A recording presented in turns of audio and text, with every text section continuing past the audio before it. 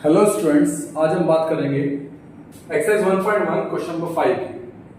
बड़ा question number 5 given है आपका एक्सरसाइज 1.1 में कि check whether 6 having power n can end with the digit 0 for any natural number n। बेटा पहले तो मैं आपको क्वेश्चन का मतलब बताता हूं कि क्वेश्चन कहना क्या चाहता है। फिर ये पूछ क्या रहा है अपन से, कह रहा है कि क्या n की कोई ऐसी वैल्यू है जिसको आप इधर पुट करो। सपोज करो आपने n की वैल्यू 1 पुट करी, बेटा आपने 6 की पावर 1 निकाला, आपका आंसर 6 आएगा। आपने n के प्लेस पर 2 पुट करा, 2 पुट करोगे आपका आंसर 36 आएगा। क्या यहाँ पर n की डिजिट 0 आ रही है?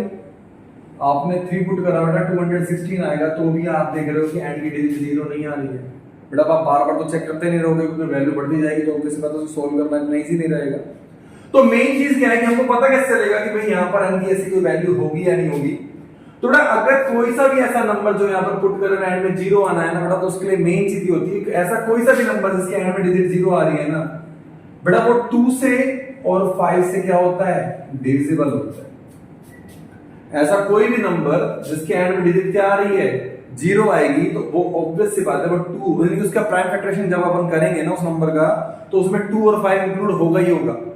बट अगर हम देखें 6 को, तो बेटा 6 को फैक्टराइज करने पर आपका आता है 2 into 3, जिसमें 2 तो इंक्लूड हो रहा है लेकिन क्या नहीं है?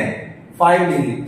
तो बेटा ऐसा n का कोई भी वैल्यू पॉसिबल नहीं है जिसको आप यहां पुट करो और इसका सोल्व करने पर एंड में डिजिट क्या आ जाए?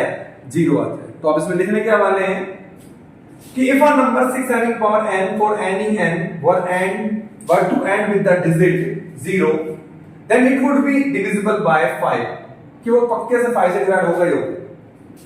That is the prime factorization of 6 having power n would contain the prime 5, कि जब आप 6 having power n को क्या करेंगे? फैक्टराइज करेंगे तो उसमें 5 होना ही चाहिए। अगर आप चाहते हैं कि डिजिट जो है सोल्व करने पर किस पे हो? 0 पर एंड हो जाए, तो उसमें क्या होना चाहिए? इसका फैक्टराइजेशन करने पर 5 आना ही चाहिए। लेकिन आपको दिख रहा होगा बेटा कि अगर हम 6 की पावर n को फैक्टराइज करें तो वहां पर तो क्या आ रहा है? 2 having power n आ रहा है, 2 तो आ रहा है लेकिन जो हमें 5 की रिक्वायरमेंट है वो 5 की रिक्वायरमेंट फुलफिल नहीं हो रही। तो आप क्या लिखेंगे? So the only primes in the factorization of 6 having power n are 2 and 3.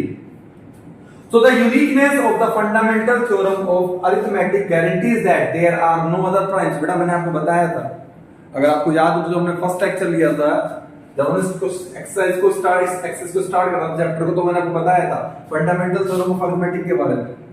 और हमने कहा था कि इसका ऑर्डर चेंज हो सकता है लेकिन ये नहीं कि उसका आंसर कुछ और निकला है। तो ऑब्वियस सी बात है 6 के फैक्टराइज करने पर 2 और 3 आएंगे। guarantees that there is no other primes in the factorization of 6 having power n, so there is no natural number n for which 6 having power n and with the 0, कि ऐसी कोई वैल्यू नहीं होगी n की जो आप यहां पर पुट करो और उसको सोल्व करने पर ऐसा नंबर आए जिसकी वन डिजिट क्या हो? 0। क्यों? क्योंकि हमने जब 6 को फैक्टराइज करा तो उसके अंदर 2 तो है लेकिन क्या नहीं है? 5 नहीं। तो ऐसा कभी भी पॉसिबल नहीं होगा। That's it, that is your answer. Note down कर लीजिए। देखिए ना मेन चीज है कि मैं नहीं कह रहा कि आपको पूरी लैंग्वेज लिखनी है, बट मेन जो कंटेंट है वो आपको जरूर लिखना है कि वो आपका क्या होना चाहिए? नंबर 5 से डिविजिबल होना चाहिए और 6 की पावर n में 5 इंक्लूड नहीं होती। मेन रीजन ये है जिसको हम कह सकते हैं कि हाँ भाई जो गिवन नंबर है इसमें n की ऐसी कोई वैल्यू नहीं है जिसको आप यहाँ पे पुट करें और पुट करने पर आंसर क्या आ जाए? 0 आ जाए। That is your answer.